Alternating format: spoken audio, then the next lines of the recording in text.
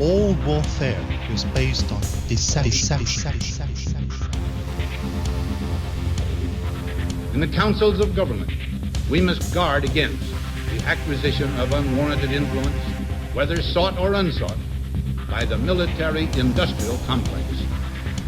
The potential for the disastrous rise of misplaced power exists and will persist.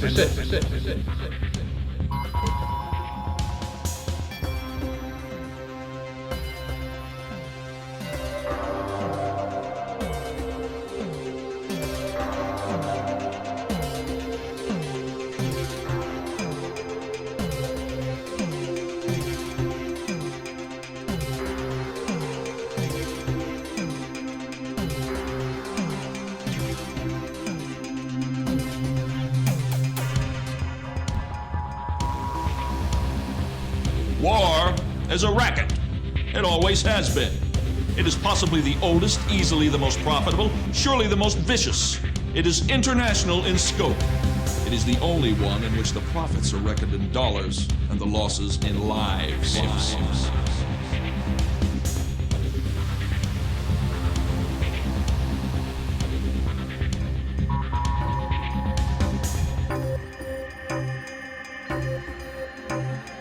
Oh, it's not fair. Oh, I didn't realize that. It was not fair. These things have happened, Zygilla. They are facts. You just want cruelty to beget cruelty. You're not superior to people who are cruel to you. You're just a whole bunch of new cruel people. And when this war is over, what do you think it's going to be like? Do you know? Have you thought about it? Have you given it any consideration? Because you're very close to getting what you want. What's it going to be like? Paint me a picture. Are you going to live in houses? Do you want people to go to work? Will there be holidays? Oh, will there be music?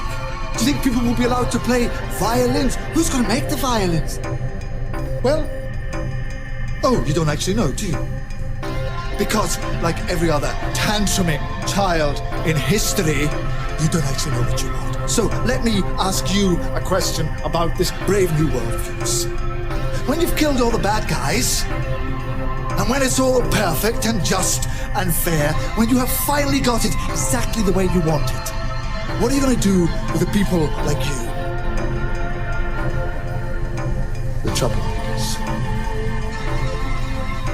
How are you going to protect your glorious revolution from the next one?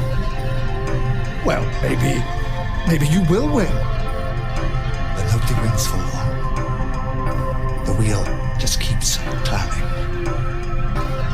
So come on, break the cycle. Because it's always the same. When you fire that first shot, no matter how right you feel, you have no idea who's going to die. You don't know whose children are going to scream and burn. How many hearts will be broken? How many lives shattered? How much blood will spill until everybody does what they were always going to have to do from the very beginning? Sit down and talk! Look at me, I'm unforgivable. Well, here's the unforeseeable. I forgive you. After all you've done, I forgive you. The only way anyone can live in peace is if they're prepared to forgive. Why don't you break the cycle?